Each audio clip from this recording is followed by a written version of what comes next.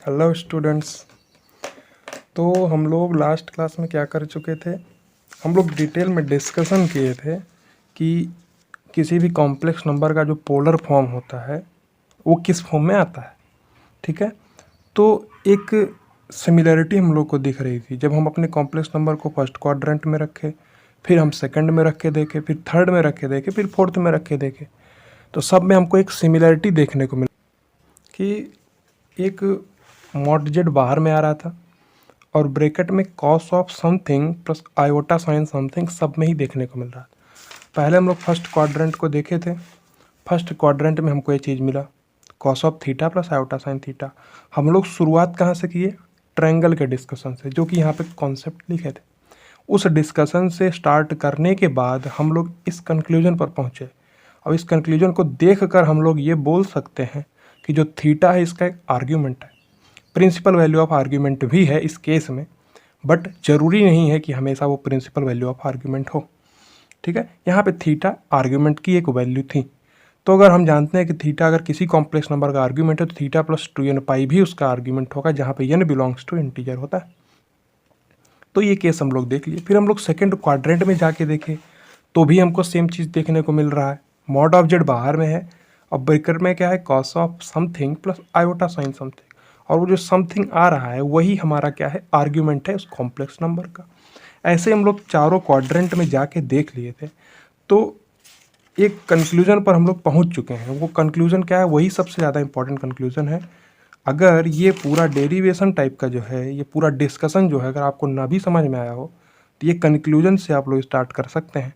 ये कंक्लूजन से आपके सारे क्वेश्चन बन जाएंगे। बट एज ए स्टूडेंट समझना चाहिए आपको कि कोई भी चीज़ पढ़ रहे हैं तो उसका रीजन आपके पास होना चाहिए कि ये क्यों होता है। ठीक है, कैसे होता है कोई पूछ लेगा आपके पास, ये होता है वो mod of Z cos of theta plus iota sine theta, आप बता देंगे, कोई दिक्कत नहीं है, तो सबको पता होता। लेकिन वहीं कोई पूछ ले क्यों, तो आप जवाब नहीं दे पाएंगे, आप केवल फर्स्ट क्वाड्रेंट का जवाब दे पाएंगे। अगर ये डिस्कशन हुआ है तो आप जवाब दे सकते हैं। ठीक है, तो आज हम लोग क्या कर रहे हैं? कंक्लूजन लिख रहे हैं। कंक्लूजन, अभी तक के डिस्कशन से हमारा क्या कंक्लूजन निकला है कि कंक्लूजन ये निकला, हमारे पास कोई भी एक कॉम्प्लेक्स नंबर था जेड, क्या था? एक्स प्लस आयोटा वाई था। ये कार्टेशियन फॉर्म में था, जियोमेट्रिकल फॉर्म में था, एल्जेब्रिक फॉर्म में था, रेक्टेंगुलर फॉर्म, चारों एक ही मतलब रखते हैं, जो चारों नाम हम लोगों ने पिछली क्लास में लिखा था। तो ये जेड हमारा एक्स प्लस आयोटा वाई होता है। अब इसी को हम लोगों ने क्या किया? पोलर फॉर्म में प्रदर्शित कर दिया। वहाँ पे हमको क्या मिला? मॉड ऑफ जेड मिला बाहर में, और ब्रैकेट में cos of theta plus iota sine theta मिला। यहाँ पे जो थीटा है यह एक आर्ग्यूमेंट की वैल्यू होगी। ये इन जनरल हर जगह के लिए यूज़फुल है। कोई भी कॉम्प्लेक्स नंबर आपके पास है एक्स प्लस आयोटा वाई के फॉर्म का, उस कॉम्प्लेक्स नंबर को आप, सबसे आसान सी बात है, उस कॉम्प्लेक्स नंबर को आप पॉइंट दर्शाएंगे किसमें? कॉम्प्लेक्स प्लेन में। उसके बाद आप उसका मॉडुलस निकाल सकते हैं, आप उसका आर्ग्यूमेंट भी फाइंड आउट कर सकते हैं, उसका principal value of argument find out कर सकते हैं, उसका least positive argument find out कर सकते हैं। तो कुछ भी आप फाइंड आउट कर सकते हैं। तो अगर आर्ग्यूमेंट है वो, तो उसको आप यहाँ पर रख सकते हैं। बट इन जनरल हम लोग इस थीटा की जगह पर क्या प्रिफर करते हैं रखना? Principal value of argument. Principal value of argument means amplitude of Z. Amplitude means first quadrant में अल्फा, सेकंड क्वाड्रेंट में pi minus alpha, third quadrant में अल्फा माइनस पाई, और फोर्थ क्वाड्रेंट में माइनस का alpha. ये हम लोग preference देते हैं इसको। ठीक है, क्योंकि अगर आपसे पूछा भी जाएगा कहीं क्वेश्चन तो आपको प्रिंसिपल वैल्यू ऑफ आर्ग्यूमेंट को ध्यान में रखना, उसी चीज़ को हम लोग यूज करेंगे। बट होता क्या है? आर्ग्यूमेंट अगर यहाँ पे थीटा आर्ग्यूमेंट है तो ये आर्ग्यूमेंट की वैल्यू कुछ भी हो सकती, कुछ भी मतलब अगर थीटा आर्ग्यूमेंट है तो थीटा प्लस 2n पाई भी आर्ग्यूमेंट है। n को आप इंटीजर डालते जाइए और जितनी वैल्यू मिलती जाएंगी सब यहाँ पे रखी जा सकती हैं।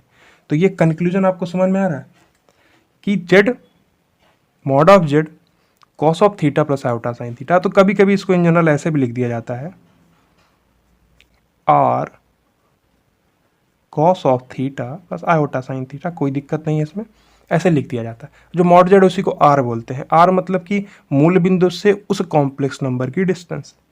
मतलब मूल बिंदु क्या है? 0,0। वो कॉम्प्लेक्स नंबर क्या है? X plus iota Y. X plus iota Y means ये एक पॉइंट को प्रदर्शित करेगा जो कि एक्स रियल एक्सिस में चली गई डिस्टेंस है, वाई इमेजिनरी एक्सिस में चली गई डिस्टेंस है, तो दोनों के बीच की जो दूरी होगी वो क्या होगी, X square plus Y square का अंडर रूट, उसी को हम लोग मॉड जेड बोलते हैं। वही मॉड जेड मतलब आर से भी उसको प्रदर्शित करते हैं। और जो ये थीटा है आप समझिए, जो आर क्या है, मॉड ऑफ जेड है, मतलब modulus of Z complex number, modulus. आपको यही कंक्लूजन ध्यान में रखना है। ये कंक्लूजन के लिए एक पूरा क्लास हम लोग 1 घंटे 20 मिनट का डिस्कशन किए हैं इसी कंक्लूजन के लिए, ताकि आपको कन्फ्यूजन ना हो। अगर हम बोल रहे हैं R of cos theta plus iota sine theta, तो थीटा आप आर्ग्यूमेंट बोलेंगे केवल फर्स्ट क्वाड्रेंट को ध्यान में रखते हुए नहीं, आपको सारे क्वाड्रेंट का नॉलेज होना चाहिए। ठीक है। मॉड जेड क्या होता है, मॉडुलस ऑफ जेड। और जो थीटा है वो क्या है, आर्ग्यूमेंट ऑफ जेड है। थीटा क्या है, आर्ग्यूमेंट ऑफ जेड। अब आर्ग्यूमेंट ऑफ जेड की कोई भी वैल्यू हो सकती है। अगर हम बोल रहे हैं π/6 एक कॉम्प्लेक्स नंबर का आर्ग्यूमेंट है, तो π/6 प्लस 2n भी उसका आर्ग्यूमेंट है। तो इस थीटा की जगह पे आप π/6 भी रख सकते हैं, π/6 प्लस 2n भी रख सकते हैं, यानी कि अलग अलग इंटीजर वैल्यूज के लिए उस थीटा की जगह पे आप π/6 प्लस 2n रख सकते हैं। ये पॉइंट क्लियर हुआ। तो ये कंक्लूजन है इस पार्ट के लिए। जो मॉड जेड हमारा मॉडुलस है, मतलब X square plus Y square का अंडर रूट। तो हम लोग आर्ग्यूमेंट निकालना, एम्पलीट्यूड निकालना, लीस्ट पॉजिटिव आर्ग्यूमेंट निकालना, मॉडुलस निकालना, कॉन्जुगेट निकालना, ये सब बहुत डिटेल में देखें। एक एक टॉपिक के लिए पूरा एक लेक्चर असाइन किए, तो वो डिस्कशन काम आएगा। अब हम लोग कंक्लूजन क्या पहुँचे हैं, ये पोलर फॉर्म होता है किसी भी कॉम्प्लेक्स नंबर का। आप मॉड जेड को बाहर रखिए, जहाँ पे मॉड जेड उस कॉम्प्लेक्स नंबर का मॉडुलस है, cos of theta plus iota sine theta, theta वहाँ पे उसके आर्ग्यूमेंट की वैल्यू है। आर्ग्यूमेंट की वैल्यू ज़रूरी नहीं है कि कोई एक सिंगल वैल्यू हो, बट हम लोग प्रेफरेंस किसको देंगे, प्रिंसिपल वैल्यू ऑफ आर्ग्यूमेंट को, जहाँ पे principal value of argument minus से पाई के बीच में एक यूनिक वैल्यू लेगा। माइनस से पाई के बीच में एक यूनिक वैल्यू लेगा, तो हम लोग प्रेफरेंस किसको देंगे, प्रिंसिपल वैल्यू ऑफ आर्ग्यूमेंट को। Principal value of argument means amplitude of Z, उसी को हम लोग क्या करेंगे, प्रेफरेंस देंगे। ये पॉइंट क्लियर हुआ। ये कंक्लूजन है इसके लिए ना। अब समझिए, हम लोग एक प्रॉपर्टी देखे थे, याद करिए, तो जो कि था जेड इंटू जेड बार, ये किसके बराबर होता है, मॉड जेड के होल स्क्वायर के। देखे ना हम लोग, लेकिन तब हम लोग जेड को क्या करते थे, एक्स प्लस आयोटा वाई ही मानते थे, और z bar x minus iota y होता था। मल्टीप्लाई कराने पर x square plus Y square आ जाता था।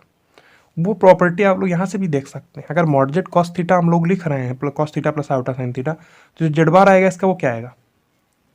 ये डिस्कशन से थोड़ा अलग में डिस्कशन कर देना, अगर ये ना भी किया जाए तो कोई दिक्कत नहीं है। कंक्लूजन अपना मेन इतना ही है, ये अपना मेन कंक्लूजन है। जो लास्ट क्लास का जो डिस्कशन था, उस डिस्कशन के रिस्पेक्ट में ये कंक्लूजन है, और ये कंक्लूजन आपको ध्यान में रहना चाहिए। ये कंक्लूजन समझ में आना चाहिए, बहुत आसान है। ये कंक्लूजन हम फर्स्ट क्वाड्रेंट में बताते हुए आपको ये कंक्लूजन शुरू में ही दे सकते थे। थीटा आर्ग्यूमेंट है इसका, कोई दिक्कत नहीं है, बेशक सही हो जाता, लेकिन आपको क्लियरिटी नहीं आता कॉन्सेप्ट का कि और क्वाड्रेंट्स में अगर हो जाएगा कॉम्प्लेक्स नंबर, तो हम इस थीटा को आर्ग्यूमेंट क्यों बोल रहे हैं। अगर फर्स्ट क्वाड्रेंट में दिख रहा है आर्ग्यूमेंट है, तो सेकंड में क्यों होगा आर्ग्यूमेंट, ये जरूरी थोड़ा है। तो वो डिस्कशन हम लोग किए थे। तो एक एग्जाम्पल भी हम आपको दिए थे कि अगर आप क्रिकेट खेलते हैं तो जरूरी नहीं है आप फुटबॉल, टेनिस, बैडमिंटन सब खेलते हैं, मतलब फर्स्ट क्वाड्रेंट में है, जरूरी नहीं है सेकंड क्वाड्रेंट में भी ऐसा ही होगा, थर्ड क्वाड्रेंट में भी हम लोग को प्रूव करना पड़ेगा। We have to prove. ठीक है। तो जेड बार यहाँ पे क्या हो जाएगा, जेड बार के लिए हम लोग एक पॉइंट देखे थे। क्या जेड बार मतलब क्या होता है, किसी भी कॉम्प्लेक्स नंबर का जो कॉन्जुगेट होता है वो उस कॉम्प्लेक्स नंबर का रियल एक्सिस में मिरर इमेज होता है। ये पॉइंट हम लोग देख चुके हैं। कोई भी कॉम्प्लेक्स नंबर का कॉन्जुगेट उस कॉम्प्लेक्स नंबर का रियल एक्सिस में मिरर इमेज होता है, जिसकी वजह से हमारा कॉम्प्लेक्स नंबर में जो आयोटा होता है माइनस आयोटा से रिप्लेस हो जाता है। ये चीज़ हम लोग देख चुके हैं। तो जो जेड बार है वो क्या हो जाएगा, मॉड जेड सब कुछ एज इट इज़ रहेगा, cos of theta plus iota minus iota से रिप्लेस हो जाएगा, माइनस आयोटा साइन थीटा। अब यहाँ पे आप लोग देखिए, जैसे वहाँ पे डिस्कशन हुआ था वही डिस्कशन यहाँ पे भी हम लोग देख सकते हैं, कोई दिक्कत नहीं है। जेड प्लस जेड बार आप निकाल सकते हैं। यहाँ ये चीज़ वहाँ पे देख चुके हैं, जेड प्लस जेड बार क्या आता था, 2 times real part of Z आता था। वही चीज़ यहाँ भी आने वाला है। जेड प्लस जेड बार करेंगे तो 2 times mod Z cos theta, और जो मॉड जेड कॉस थीटा है वो अपने आप में ही उसका रियल पार्ट है, यानी एक्स है। ठीक है। जेड माइनस जेड बार आप कर सकते हैं, 2 iota times imaginary part of Z हो जाएगा, कोई दिक्कत नहीं। लेकिन जहाँ पे समझिए, जब मल्टीप्लिकेशन और डिवीज़न की प्रॉपर्टी आती है तो उसी जगह पर हमारा ये पोलर फॉर्म, अभी पोलर फॉर्म के जस्ट बाद में, वो नेक्स्ट क्लास में हम लोग को देखना है। एक आता है आयलर फॉर्म। आयलर फॉर्म आता है, वो आयलर फॉर्म का यूज बहुत ही ज़्यादा मात्रा में होने वाला। आगे के जितने टॉपिक्स आएंगे उसमें आयलर फॉर्म और डी मोयर थ्योरम, ये दोनों टॉपिक बहुत ही ज़्यादा इंपॉर्टेंट होने वाले। ठीक है, अभी ये पोलर फॉर्म से ही ओरिजिनेट हुआ है, यहीं से उसकी उत्पत्ति हुई है, और जो हमारा आयलर फार्मूला है यहीं से हम लोग उसको डिराइव करेंगे। ठीक, अभी के लिए जेड बार जो होगा mod Z cos of theta, तो जो भी प्रूफ हमारे से Z1 इंटू Z2 का बार या Z1 इंटू Z2 का मापांक, ये सारे प्रूफ हम लोग x प्लस आयोटा वाई मान के कर सकते हैं, लेकिन इसको मान के करने में हमारा जो होता है प्रूफ वो लंबा हो जाता है ना, एक पेज में जाके प्रूफ होगा।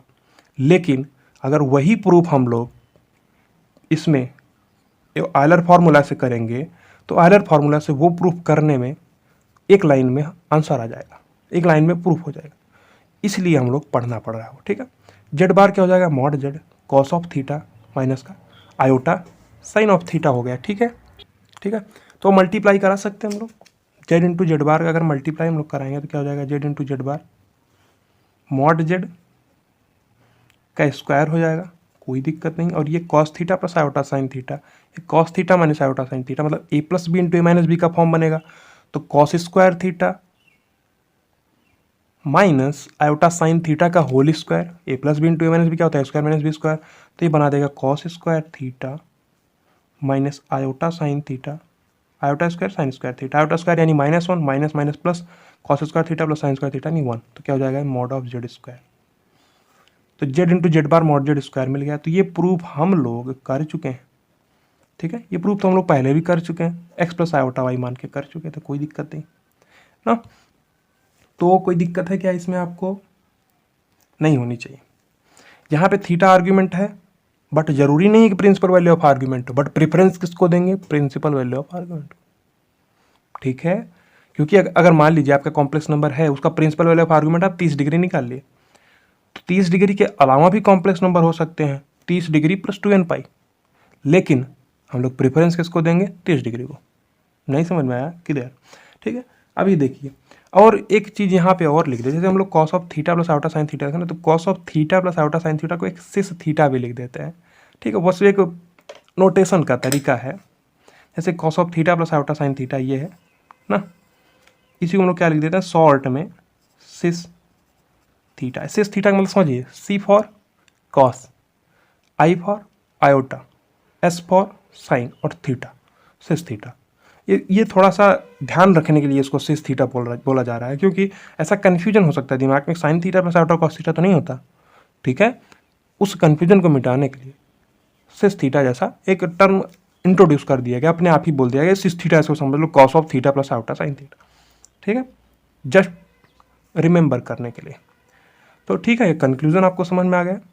इसी कंक्लूजन के लिए लास्ट क्लास में लगभग 1 घंटे 21 मिनट का डिस्कशन हुआ था, और ये कंक्लूजन आपको यहाँ पे समझना जरूरी है, क्योंकि इसी कंक्लूजन से आगे जितनी सारी चीज़ें आने वाली हैं वो सब इसी कंक्लूजन से आगे बढ़ेंगी।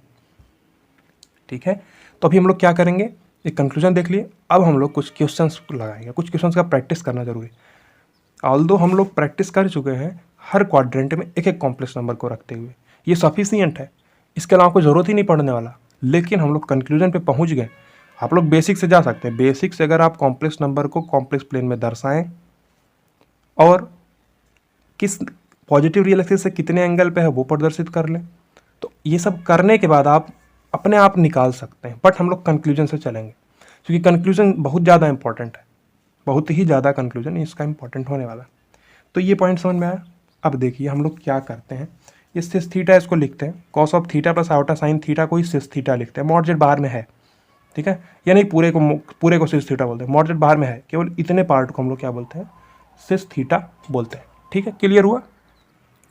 तो हम लोग कुछ क्वेश्चंस को सॉल्व कर लेते हैं। क्वेश्चन देखिए क्या है अपना, क्वेश्चन ये है, find polar form of given complex number. ठीक है, आपको क्या करना है, बेसिकली जो डिस्कशन हम लोग किए हैं लास्ट क्लास में, उस डिस्कशन का मतलब हम लोग वेरी बेसिक से चल रहे थे। Simply X plus iota Y लिखते थे कॉम्प्लेक्स नंबर को, x को mod Z cos theta, y को मॉड जेड साइन थीटा लिखते थे। तो वो डिस्कशन बहुत ही बेसिक से था, लेकिन उस बेसिक से जो कंक्लूजन निकला है वो conclusion very very very important है। वो कंक्लूजन सबसे ज़्यादा इंपॉर्टेंट वही कंक्लूजन। तो अब हम लोग उसी कंक्लूजन से चल के किसी भी कॉम्प्लेक्स नंबर का पोलर फॉर्म 1 सेकंड में 1 मिनट में फाइंड आउट कर सकते हैं। ठीक है, देखिए इसमें पहला पार्ट है क्वेश्चन का -3√2 प्लस 3√2 है। थोड़ा सा स्पेस छोड़ देंगे, उतनी स्पेस में हम आंसर सॉल्यूशन निकालेंगे। सेकंड पार्ट क्वेश्चन का है 1 plus iota. Third part question का है 1 माइनस आयोटा। फोर्थ पार्ट है क्वेश्चन का 1 plus 7 iota upon 2 minus iota का होल स्क्वायर। तो बारी बारी चारों क्वेश्चन को हम लोग को सॉल्व करना है। ठीक है, तो पहला पार्ट देखिए ध्यान से, माइनस का 3√2 प्लस 3√2 आयोटा। तो बेसिकली अब इसका आर्ग्यूमेंट निकालने में या एम्पलीट्यूड निकालने में दिक्कत तो आपको नहीं आना चाहिए। ठीक है, तो इसका आर्ग्यूमेंट निकालने में कोई दिक्कत नहीं है। मॉडुलस भी आसानी से हम लोग फाइंड आउट कर सकते हैं। इसका मॉड जेड क्या आएगा, माइनस के 3√2 का होल स्क्वायर प्लस 3√2 का होल स्क्वायर का अंडर रूट। ये पॉइंट समझ में आ रहा है कि नहीं? ये कैसे लिख रहे हैं हम लोग, क्योंकि x प्लस आयोटा वाई कोई भी कॉम्प्लेक्स नंबर है तो उसका जो मॉड जेड आता है X square plus Y square का अंडर रूट होता है। तो ये क्या बना देगा, 18 प्लस 18 यानी 36 का अंडर रूट यानी 6। ठीक है, अब हम लोग इसका आर्ग्यूमेंट फाइंड आउट कर सकते हैं। तो argument in general infinite value लेगा, बट हम लोग प्रेफरेंस किसको देने वाले, जैसे ये फॉर्म है कंक्लूजन का, तो हम लोग थीटा आर्ग्यूमेंट की कोई भी वैल्यू यहाँ पर पुट कर सकते हैं, बट हम लोग पुट क्या करेंगे, प्रिंसिपल वैल्यू ऑफ आर्ग्यूमेंट यानी कि एम्पलीट्यूड ऑफ जेड। तो एम्पलीट्यूड ऑफ जेड इसका फाइंड आउट करना है। अब देखिए, अब बार बार चित्र बनाने की जरूरत नहीं है, आप प्रैक्टिस करेंगे तो आपको चित्र बनाना जरूरी है, बट हम थोड़ा जल्दी करने के लिए, क्यों, सिंपली देखने में आपको थोड़ा फास्ट भी तो क्वेश्चन सॉल्व करना होता है। ये दिखा x plus iota Y, x negative यानी कि y पॉजिटिव यानी कि सेकंड क्वाड्रेंट में है। सेकंड क्वाड्रेंट में जो हमारा amplitude principal value of argument होता है वो क्या होता है, पाई माइनस अल्फा होता है। ठीक है, जहां पे अल्फा हमारा क्या होता था, tan inverse y by x का मापांक। ये पॉइंट हम लोग देख चुके हैं, ये डिस्कशन हुआ था कि नहीं। सेकंड क्वाड्रेंट में आप जैसे ये है कॉम्प्लेक्स प्लेन है, रियल एक्सिस, इमेजिनरी एक्सिस, यहाँ पे कहीं ये पॉइंट आएगा, ये इसका ओपी लाइन है ना, ये 3√2 डिस्टेंस है यहाँ पे और 3√2 डिस्टेंस है यहाँ पे। तो हम लोग ये वाला एंगल फाइंड आउट करेंगे, ये वाला एंगल फाइंड आउट करने के लिए हम पूरा पाई माइनस ये वाला एंगल करेंगे, यही तो करना होता। सिंपली जो इसका आ जाएगा amplitude of Z. Amplitude of z लिखने का मतलब है ये प्रिंसिपल वैल्यू ऑफ आर्ग्यूमेंट, ये आर्ग्यूमेंट की एक वैल्यू है और ये principal value of argument minus से पाई के बीच में आता है। तो हमारा पॉइंट ऑफ इंटरेस्ट केवल माइनस से पाई के बीच में है। ऑल्दो हम लोग कोई भी आर्ग्यूमेंट की वैल्यू लिख सकते हैं थीटा की जगह पे, बट हम लोग लिखेंगे क्या, एम्पलीट्यूड ऑफ जेड। थीटा की जगह पे यही लिखेंगे। अब थीटा की जगह पे अगर ये लिख रहे हैं तो उसके साथ में प्लस 2n पाई भी आप लिख सकते हैं, आपकी चॉइस है, लिख सकते हैं, लेकिन लिखेंगे नहीं क्योंकि प्रेफरेंस हम लोग को यही देना, एम्पलीट्यूड ऑफ जेड को प्रेफरेंस यानी प्राथमिकता इसी को ही दे। ठीक है, तो एम्पलीट्यूड ऑफ जेड हम प्रेफरेंस किसको देंगे, प्रिंसिपल वैल्यू ऑफ आर्गुमेंट को। ये क्या हो जाएगा, पाई माइनस अल्फा, यानी पाई माइनस अल्फा क्या हो जाएगा, tan इनवर्स 3√2 अपॉन माइनस का 3√2 यानी कि tan इनवर्स 1, tan इनवर्स यानी पाई बाई 4, जो कि tan 45 डिग्री का ही मान 1 होता है, 45 डिग्री मतलब पाई बाई 4। तो पाई माइनस पाई बाई 4 यानी कि 3 पाई बाई 4। अब इस कॉम्प्लेक्स नंबर को हम लोग पोलर फॉर्म में कैसे लिखते हैं, मॉड जेड यानी 6 कॉस ऑफ 3 पाई बाई 4, जो कि यहाँ पे हम लोग निकाल चुके हैं, plus iota sign 3 pi by 4। ये कॉम्प्लेक्स नंबर का हमारा पोलर फॉर्म हो गया। ठीक है, पोलर फॉर्म लिखने का प्रैक्टिस आपका बहुत अच्छा होना चाहिए। ठीक है, देखते ही आप जिससे लिख लें। ये पॉइंट क्लियर हुआ कि नहीं, अभी clear point. Simply mod Z निकाल लिए और उसका थीटा निकाल लिए, थीटा आर्ग्यूमेंट की वैल्यू है हम लोग, लेकिन प्रेफरेंस किसको देंगे, प्रिंसिपल वैल्यू ऑफ आर्ग्यूमेंट। तो आप यहाँ पे अगर आप 3 पाई बाई 4 की वैल्यू पुट करेंगे ना, तो वैल्यू पुट करते जाएंगे, आपको वही कॉम्प्लेक्स नंबर मिल जाएगा। बट ये एक फॉर्म होता है लिखने का, ये फॉर्म लिखना इंपॉर्टेंट है। Mod Z cos of theta plus iota sine theta. ठीक है, अब यहाँ पे 3π/4 आप लिखें, प्लस में साथ में 2n भी लिख सकते हैं। क्यों? क्योंकि आर्ग्यूमेंट अगर थीटा है तो 2n प्लस थीटा भी उसका आर्ग्यूमेंट है, लेकिन नहीं लिखेंगे। क्यों? क्योंकि हम लोग को प्रेफरेंस किसको देनी है? एम्पलीट्यूड ऑफ जेड, यानी कि प्रिंसिपल वैल्यू ऑफ आर्ग्यूमेंट को। अब सिमिलरली 1 प्लस आयोटा के लिए भी लिखना है, तो इसके लिए मॉड जेड क्या आएगा? 1² प्लस 1² का अंडर रूट, यानी 2 का अंडर रूट, ये तो आएगा ना। अब देखिए, और जो एम्पलीट्यूड ऑफ जेड हमको लिखना है वो क्या हो जाएगा? सिंपली देखो, फर्स्ट क्वाड्रेंट में दिख रहा है ना कॉम्प्लेक्स नंबर, एक्स भी पॉजिटिव वाई भी positive, x plus iota y से कंपेरिजन कराएंगे, x1 y1। तो इसके लिए फर्स्ट क्वाड्रेंट में है, फर्स्ट क्वाड्रेंट में जो एम्पलीट्यूड होता है वो अल्फा ही होता है। अल्फा मतलब tan इनवर्स 1/1 का मापांक, यानी कि π/4 ही आ जाएगा सिंपली। तो हम लोग क्या लिख सकते हैं जेड को अब? √2 cos of π/4 plus iota sine π/4। तो अगर हम इस चीज को लिख रहे हैं कॉस ऑफ π/4 यानी 1/√2, आयोटा साइन π/4 1/√2, तो √2 कट जाएगा, तो 1 प्लस आयोटा ही मिलेगा। लेकिन ये एक फॉर्म है, जैसे ये एक फॉर्म है, कार्टेशियन फॉर्म है, जियोमेट्रिकल फॉर्म है, अलजेब्रिक फॉर्म है, रेक्टेंगुलर फॉर्म है, उसी प्रकार से एक पोलर फॉर्म है या ट्रिग्नोमेट्रिक फॉर्म है। इसको पोलर फॉर्म भी बोलते हैं, ट्रिग्नोमेट्रिक फॉर्म भी बोलते हैं। ट्रिग्नोमेट्रिक फॉर्म क्यों बोलते हैं इसको? क्योंकि कॉस और साइन दिख रहा है, तो त्रिकोणमिति के टर्म आ रहे हैं, ट्रिग्नोमेट्री के टर्म आ रहे हैं, इसलिए हम लोग क्या करते हैं, इसको ट्रिग्नोमेट्रिक फॉर्म भी बोलते हैं। ये पॉइंट क्लियर हुआ नहीं? ठीक है, आगे चलते हैं हम लोग अपना। तो ये इसका हमारा पोलर फॉर्म आ चुका है। ठीक है, अब देखिए, अब सेम जैसे ये पार्ट हम लोग लिखे हैं वैसे ये भी पार्ट भी लिख सकते हैं। Simply 1 minus iota mod Z तो नहीं बदलेगा, 1² प्लस -1 का होल स्क्वायर यानी √2। और जो इसका एम्पलीट्यूड ऑफ जेड आएगा वो क्या आएगा? चूंकि ये किस क्वाड्रेंट में है? X positive, x plus iota y से कंपेरिजन कराना है, x1 है y -1 है, तो ये आएगा फोर्थ क्वाड्रेंट में। फोर्थ क्वाड्रेंट में जो हमारा एम्पलीट्यूड ऑफ जेड होता है वो माइनस का अल्फा होता है, यानी माइनस का π/4। एक्चुअल में ये जो सिचुएशन है 1 प्लस आयोटा और ये 1 माइनस आयोटा, ये उसका कॉन्जुगेट है या ये इसका कॉन्जुगेट है, दोनों एक दूसरे के कॉन्जुगेट है। तो जो इसका एम्पलीट्यूड आ रहा है वो इसका नेगेटिव आ रहा है। तो हम लोग अभी आगे में एक डिस्कशन करेंगे ना, आगे फर्दर लेक्चर्स में, वहाँ पे लोग देखेंगे कि अगर किसी कॉम्प्लेक्स नंबर का एम्पलीट्यूड थीटा है तो उसके कॉन्जुगेट का जो एम्पलीट्यूड होता है -θ होता है ना। वो तो हम लोग समझ सकते हैं होता है, लेकिन बट इसका यूज हम लोग करेंगे कई जगह पे ना, तो वो हम लोग देखेंगे थोड़ा उसका एप्लीकेशन। क्योंकि जैसे cos of theta plus iota sine theta लिख रहे हैं किसी भी कॉम्प्लेक्स नंबर को, इस टाइप से अगर लिख रहे हैं तो अब समझिए, अगर वो cos of theta plus iota sine theta उसका जब हम लोग कॉन्जुगेट निकालेंगे तो आयोटा माइनस आयोटा से रिप्लेस हो जाएगा, तो cos of theta minus iota sine theta हो जाएगा। अब माइनस आयोटा साइन थीटा है, अब इस चीज़ को हम लोग एक नए फॉर्म में लिख सकते हैं। क्योंकि जैसे cos of theta minus iota sine theta अगर हो जाएगा, जैसे इस जगह पे आप लिखे हैं, देखिए इस जगह पे, तो अगर हम cos of minus theta plus iota sine minus theta लिख दें, चूंकि sine of minus theta minus sine theta बना देगा, अब cos of minus theta cos of theta ही रहेगा। तो इसका जो आर्ग्यूमेंट हमको मिलने लगेगा, या इसका जो प्रिंसिपल वैल्यू ऑफ आर्ग्यूमेंट या इसका एम्पलीट्यूड जो है वो हमको माइनस का थीटा मिलने लगेगा। ये पॉइंट समझ में आ रहा है ना? किसी कॉम्प्लेक्स नंबर का अगर थीटा आर्ग्यूमेंट है तो उसके जो कॉन्जुगेट का होता है वो माइनस थीटा हो जाता है। तो वो चीज़ हम लोग आगे देखेंगे। अभी हम लोग को क्या देखना है? मॉड जेड निकाल लिए, एम्पलीट्यूड जेड निकाल लिए। सिंपली जेड में आप पुट कर दीजिए √2 cos of -π/4 plus iota sine -π/4।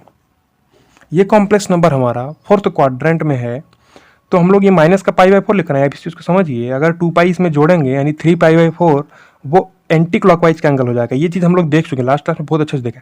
अब ये माइनस का π/4 का मतलब क्या है? π/4 क्लॉकवाइज, ये चीज़ देखें, -π/4 लिखने का मतलब π/4 क्लॉकवाइज। अगर π/4 क्लॉकवाइज लिख रहे हैं तो हम लोग ये नहीं लिखेंगे माइनस का π/4 क्लॉकवाइज। π/4 क्लॉकवाइज लिखने का मतलब है कि ये ओबियस है कि माइनस का π/4 वो हो जाएगा ऑटोमेटिकली। ठीक है, उसको लिखना नहीं है। अगर माइनस लगा रहे हैं तो क्लॉकवाइज नहीं लगाएंगे, क्लॉकवाइज लगा रहे हैं तो माइनस नहीं लगाएंगे। ठीक है, तो अब इसका लास्ट पार्ट देखिए, 1 + 7 आयोटा अपॉन 2 - आयोटा का होल स्क्वायर है। तो इसको सिंप्लीफाई करना पड़ेगा। अगर सिंप्लीफाई करके हम लोग एक कॉम्प्लेक्स नंबर अपना जो जनरल फॉर्म होता है x + आयोटा वाई टाइप का, उसमें अगर इसको प्रदर्शित कर देंगे तो हम आसानी से इसका मॉड जेड निकाल सकते हैं या इसका एम्पलीट्यूड जेड निकाल सकते हैं। दोनों निकालने के बाद हम लोग उसका पोलर फॉर्म निकाल सकते हैं, कोई दिक्कत नहीं। इसको सॉल्व करना पड़ेगा, क्योंकि हम जानते हैं कि अगर अपॉन में आयोटा आता है तो उसको सॉल्व करके आयोटा नीचे से हटाना पड़ेगा। अगर बटे में आयोटा आया तो सॉल्व करके आयोटा को हटाना पड़ेगा, ठीक है। अब देखिए क्या है, 1+7 आयोटा, सॉरी फैक्टोरियल नहीं है, अपॉन में 2 माइनस आयोटा का होल स्क्वायर यानी 2 का whole square plus iota square minus 2 into iota. Clear? तो क्या हो जाएगा, 1+7 आयोटा अपॉन में 4 और आयोटा स्क्वायर क्या होता है, -1 माइनस का 4 आयोटा। कोई दिक्कत नहीं, ये हो जाएगा 1+7 आयोटा अपॉन 4 - 1 यानी 3 -4 आयोटा। अब 3 - 4 आयोटा अपॉन में आ रहा है तो 3 + 4 आयोटा से ऊपर नीचे मल्टीप्लाई करेंगे, जिससे कि अपॉन में आयोटा का टर्म हट जाए, यानी कि 3 + 4 आयोटा अपॉन 3 + 4 आयोटा। तो क्या हो जाएगा, 1+7, इसको मल्टीप्लाई करा दीजिए, 1 × 3 यानी 3, 1 × 4 आयोटा यानी 4 आयोटा, बारी बारी मल्टीप्लाई, 1 का मल्टीप्लिकेशन इसमें, फिर 7 आयोटा का मल्टीप्लिकेशन यानी 21 आयोटा हो जाएगा, और 28 माइनस का 28 प्लस 28 आयोटा स्क्वायर -1 होता है, कोई दिक्कत नहीं। और ये क्या बना देगा, 3 - 4 iota into 3 + 4 iota, a + b into a - b, a square - b square यानी 9 माइनस का आयोटा स्क्वायर 4 स्क्वायर यानी कि +16 यानी 25 बन जाएगा। ये क्लियर है? यानी कि माइनस का 28 + 3 यानी माइनस का 25 प्लस 25 आयोटा अपॉन में 25, ये क्या मिल गया, -1 + आयोटा, -1 + आयोटा मिल गया। अब ये हमारा -1 + आयोटा देखते ही हमको समझ में आ रहा है कि इस क्वाड्रेंट में है, सेकंड क्वाड्रेंट में है। x + आयोटा y से कंपेरिजन कराने पे x नेगेटिव है, y पॉजिटिव है। सेकंड क्वाड्रेंट में जो इसका, अब हम मॉड जेड अगर लिखना चाहें, मॉड जेड क्या हो जाएगा, -1 यानी -1 का होल स्क्वायर प्लस 1 का होल स्क्वायर का अंडर रूट यानी √2। तो ये चीज़ हम लोग देख रहे हैं, इसे ये मॉड जेड है, सॉरी अगर इसको आप जेड मानते हैं, ये जेड बार है, और ये क्या है, ये भी कुछ उसी से रिलेटेड, -1 + आयोटा, -1 + आयोटा, ठीक है। तो अगर हम इस 1 - आयोटा का क्या कर ले, माइनस ले लें, मतलब कि ये जेड है, ये जेड बार है। अगर -z बार आप लिखेंगे तो -z बार क्या आएगा, यही वैल्यू आ जाएगा, -1 + आयोटा।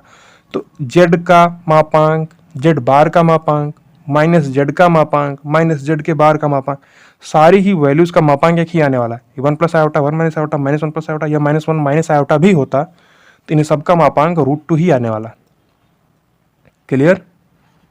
क्लियर? अब देखिए हम लोग को एम्पलीट्यूड फाइंड आउट करना है, किस क्वाड्रेंट में है, सेकंड क्वाड्रेंट में। सेकंड क्वाड्रेंट में एम्पलीट्यूड क्या होता है, एम्पलीट्यूड मतलब प्रिंसिपल वैल्यू ऑफ आर्गुमेंट क्या होता है, पाई माइनस अल्फा, जहाँ पे अल्फा क्या हो जाएगा, -1 और 1 तो tan इनवर्स 1/-1, 1/-1 का मापांक रहेगा यानी π/4, तो π/4 यानी कि 3π/4। ये फर्स्ट केस की तरह ही हो गया, एकदम फर्स्ट केस में कंपेरिजन कराओ, -3√2 + 3√2 आयोटा, वैसे -1 + आयोटा, हाँ ठीक है। x का टर्म नेगेटिव, y का टर्म पॉजिटिव, x का टर्म नेगेटिव, y का टर्म पॉजिटिव, दोनों वैल्यू सेम है तो डिवाइड करने पे 1 ही देगा।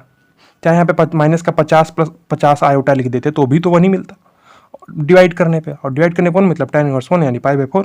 तो 3π/4 इस वैल्यू को हम लोग क्या लिख सकते हैं, जेड को अब लिख सकते हैं मॉड जेड यानी √2 cos of 3π/4 plus iota sine 3π/4। इतना लिखने में आपको दिक्कत नहीं है ना?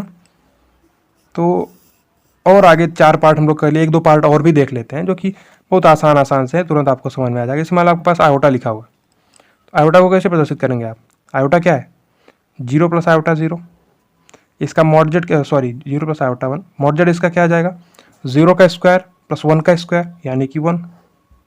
मॉड जेड का मतलब बेसिक दिमाग में आपके पता होना चाहिए मॉड जेड होता क्या है। मॉड जेड उस पॉइंट की मूल बिंदु से दूरी होती है। ये पॉइंट क्या है, 1, -1, 1, -1 की मूल बिंदु से दूरी √2 होगी। -1 + आयोटा यानी -1, 1 की भी वैल्यू मूल बिंदु से 0 होगी, 0 नहीं √2 होगी। ये पॉइंट क्लियर है? वैसे ही आयोटा है, आयोटा का मतलब ये इस जगह पर इस प्रकार से होगा, ये कॉम्प्लेक्स नंबर यहाँ पे। तो मूल बिंदु से दूरी कितनी है इसकी, 1 है, आयोटा है तो 1 है, तो मॉड जेड इसका 1 है। या आप इसे भी x² + y² का अंडर रूट करके देख सकते हैं, मॉड जेड 1 है। और इसका जो एम्पलीट्यूड ऑफ जेड है वो क्या है, इसको हम लोग जेड मान रहे हैं। हर क्वेश्चन में उसे जेड मान ले रहे हैं और एम्पलीट्यूड ऑफ जेड लिख रहे हैं। एम्पलीट्यूड ऑफ जेड क्या है इसका, क्या है 90 डिग्री, ये पॉजिटिव रियल एक्सिस एंगल, ये रियल एक्सिस है, ये इमेजिनरी एक्सिस है। 90 डिग्री यानी कि π/2, ये प्रिंसिपल वैल्यू ऑफ आर्ग्यूमेंट है, तो माइनस से पाई के बीच में केवल एक वैल्यू लेगा। तो जेड को हम लोग क्या लिख सकते हैं, 1 cos of π/2 plus iota sine π/2। Actual में cos ऑफ π/2 जीरो देगा और साइन ऑफ π/2 1 देगा, तो आयोटा ही लिखा हुआ है बेसिकली, बट ये पोलर फॉर्म है इस कॉम्प्लेक्स नंबर का, तो ये पोलर फॉर्म है। इस प्रकार से हम लोग इसको प्रदर्शित कर सकते हैं। अब ऐसे कोई भी एग्जाम्पल आप लोग अगर ले रहे हैं, तो अगर उसको x प्लस आयोटा वाई के फॉर्म में प्रदर्शित किए, तो x प्लस आयोटा वाई देखते ही हम उसका मॉड जेड बोल सकते हैं, और x प्लस आयोटा वाई देखते ही हम समझ जाएंगे कि क्वाड्रेंट में है, जिस क्वाड्रेंट में है उस हिसाब से उसका एम्पलीट्यूड बोल सकते हैं। और एम्पलीट्यूड अगर π/2 लिख रहे हैं तो यहाँ पे π/2 प्लस 2n पाई भी ओबियस है कि हो सकता है, लेकिन हम लोग प्रेफरेंस किसको देंगे, एम्पलीट्यूड ऑफ जेड को, यानी कि प्रिंसिपल वैल्यू ऑफ आर्ग्यूमेंट को हम लोग प्रेफरेंस देने वाले हैं। अब फिफ्थ एग्जाम्पल एक और लिख लीजिए आप, आयोटा लिखा हुआ है, माइनस आयोटा लिख सकते हैं या 1 लिख सकते हैं, तो कोई भी एग्जाम्पल आप आसानी से ले सकते हैं। पॉइंट क्लियर है कि नहीं। चलिए -1 के लिए लिखिए, -1 अगर है तो -1 अगर है तो -1 मतलब कि -1 प्लस आयोटा 0, जहाँ पे x -1 है और y क्या है 0 है। ये पॉइंट क्लियर है। तो इसका मॉड जेड क्या है हमारा 1 ही होगा, -1 है, चाहे आयोटा है, चाहे माइनस आयोटा है, चाहे 1 है, सबका मॉडुलस 1 होगा। क्यों, -1 प्लस आयोटा 0, -1 का होल स्क्वायर प्लस 0 का होल स्क्वायर का अंडर रूट। या ऐसे भी देख सकते हैं आपकी -1 कहाँ पे आएगा, इस जगह पर कहीं आएगा। तो मूल बिंदु से दूरी कितनी है इसकी 1 है, मूल बिंदु से केवल दूरी, इसका मॉडुलस जेड हो जाएगा। और इसका एम्पलीट्यूड ऑफ जेड क्या है, एम्पलीट्यूड ऑफ जेड क्या है, पाई है। आप इसको माइनस पाई भी बोल सकते हो, क्योंकि पाई और माइनस पाई सेम ही चीज़ होती है। क्योंकि हम ऐसे चल रहे हैं, ये 90 डिग्री, ये 180 डिग्री, यानी pi. Amplitude of Z minus pi से पाई होता है, पाई इंक्लूडेड होता है, माइनस पाई इंक्लूडेड नहीं होता। आप माइनस पाई को भी इंक्लूड कर सकते हैं, लेकिन हम लोग नहीं करते हैं, क्योंकि पाई अगर एक बार इंक्लूड कर लिए तो माइनस पाई को इंक्लूड नहीं करना पड़ेगा, कोई दिक्कत नहीं, दोनों चीज़ें सेम ही होती हैं। तो एम्पलीट्यूड ऑफ जेड क्या है, पाई है। अब हम इसको क्या लिख सकते हैं, जेड को 1 cos of pi plus iota sine pi. तो अगर आप इसको सिंप्लीफाई करेंगे तो हमको -1 ही मिलेगा, बट ये उसका पोलर फॉर्म है। तो हमको मेन मतलब अभी पोलर फॉर्म से है कि कोई भी कॉम्प्लेक्स नंबर हमारे पास है, उसका हम पोलर फॉर्म लिख पा रहे हैं कि नहीं लिख पा रहे हैं। पोलर फॉर्म को लिखने के लिए हमको उसका एम्पलीट्यूड पता होना ज़रूरी है और उसका मॉडुलस पता होना ज़रूरी है। ठीक है, ये कंक्लूजन आप लोग देखते रहिए, कंक्लूजन आपके दिमाग में हमेशा रहना चाहिए। ठीक है, तो जैसे हम लोग का पता है, तो सिंपल समझिए, हम लोग क्या किए, एक कॉम्प्लेक्स नंबर था जो कि x प्लस आयोटा वाई था, वो कार्टेशियन फॉर्म में था। फिर हम लोग उसको पोलर फॉर्म में प्रदर्शित किए। तो याद करिए, जब हम लोग पिछले क्लासेस में एक जगह पे कंक्लूजन पे लिख रहे थे हम लोग क्या, कि अगर किसी कॉम्प्लेक्स नंबर के बारे में हमको उसका मूल बिंदु से दूरी पता है और उस कॉम्प्लेक्स नंबर का हमको एम्पलीट्यूड पता है या आर्ग्यूमेंट पता है, तो हम लोग उस कॉम्प्लेक्स नंबर की कंप्लीट इन्फॉर्मेशन दे सकते हैं। और बोले थे वहाँ पे कि आगे के जो टॉपिक्स आने वाले हैं वो इसी पर बेस्ड होंगे। तो पोलर फॉर्म भी उसी पर बेस्ड है। हमको मूल बिंदु से उस कॉम्प्लेक्स नंबर की डिस्टेंस पता है, यानी आर पता है, यानी मॉड जेड पता है। हमको उस कॉम्प्लेक्स नंबर का थीटा पता है, यानी प्रिंसिपल वैल्यू ऑफ आर्ग्यूमेंट या एम्पलीट्यूड या आर्ग्यूमेंट या लीस्ट पॉजिटिव आर्ग्यूमेंट, कोई बोलिए आर्ग्यूमेंट की वैल्यू है, आर्ग्यूमेंट पता है। तो हम लोग इस कॉम्प्लेक्स नंबर की कंप्लीट इन्फॉर्मेशन दे रहे हैं। तो जैसे कार्टेशियन फॉर्म में हम लोग किसी कॉम्प्लेक्स नंबर को क्या x, y पॉइंट से प्रदर्शित करते हैं, x, y पॉइंट से प्रदर्शित करते हैं किसी कॉम्प्लेक्स नंबर को, वैसे ही हम लोग जो कि x और y की मदद से हम उस कॉम्प्लेक्स नंबर को कंप्लीटली डिफाइन कर सकते हैं। जहाँ पे x उसका रियल एक्सिस में चला गया डिस्टेंस बताएगा, y उसका इमेजिनरी एक्सिस में चला गया डिस्टेंस बताएगा। उसी प्रकार से हम लोग पोलर फॉर्म में हमको क्या करना है, हमको केवल r और थीटा चाहिए। अगर r और थीटा हम पा गए तो हम r cos theta plus iota sine theta करके उस कॉम्प्लेक्स नंबर की कंप्लीट इन्फॉर्मेशन दे सकते हैं।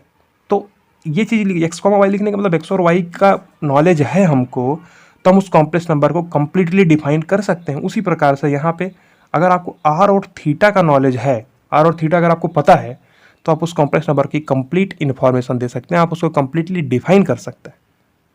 ये पॉइंट क्लियर है। x और y पता तो कंप्लीटली डिफाइन कर सकते हैं, r और थीटा पता है तो भी कंप्लीटली डिफाइन कर सकते हैं।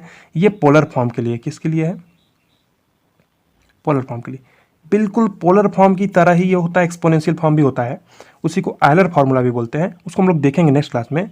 लेकिन समझना वो एकदम बिल्कुल इसी जैसा होता है, उसमें भी आर और थीटा अगर आपको मिल गया तो आप उसको एक्सपोनेंशियल फॉर्म में प्रदर्शित कर सकते हैं। तो ये आर कॉमा थीटा, आर मतलब मूल बिंदु से दूरी, थीटा मतलब ये मॉडुलस ऑब्जेक्ट का मतलब यहाँ पे मूल बिंदु से दूरी आप अपने आप से लिख लिया, ओरिजिन से डिस्टेंस कितनी है ना, और थीटा क्या उसका आर्ग्यूमेंट है।